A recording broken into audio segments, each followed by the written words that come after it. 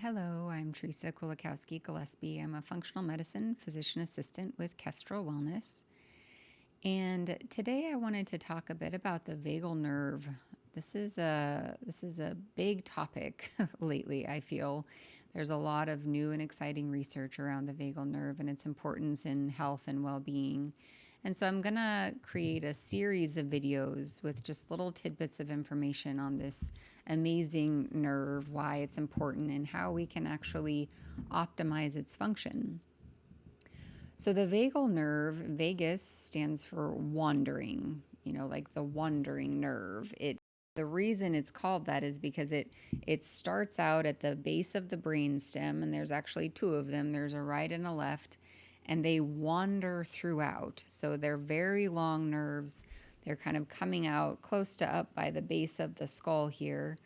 And they wander down along the side of the throat. Obviously, this is underneath the skin, very deep near the throat, and then it comes down, and there's some innervation in the heart, the lungs, and then it actually dips underneath or, through the diaphragm, comes out underneath the diaphragm, and there's innervation into the organs that are underneath the diaphragm. So it's a very complex nerve, and some might say that it's actually multiple nerves. There are definitely branches off of it.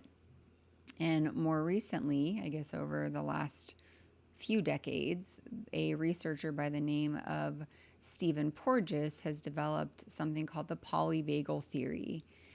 And this theory states that there are actually two parts to the vagal nerve. There's a myelinated part. Myelination is the covering or the coating on a nerve that allows the impulses to travel rapidly down the nerve. And so this myelinated nerve is actually the part of the nerve that is above the diaphragm. So it's called the ventral vagal nerve. So it's myelinated, it's above the diaphragm, it's the ventral vagal. And then there's a part underneath the diaphragm that he refers to as the dorsal vagal, and it's not myelinated. It's a little bit more part of our primitive ancestry, so, millions of years ago. And it has a slightly different function. And so, interestingly, the ventral vagal nerve is kind of more involved with our social interactions, with the feeling of safety, this whole rest and digest mode that we hear of with the vagus nerve. And the dorsal vagal nerve is more involved in our primitive fight, flight, or freeze response. And it's actually more of that freeze response.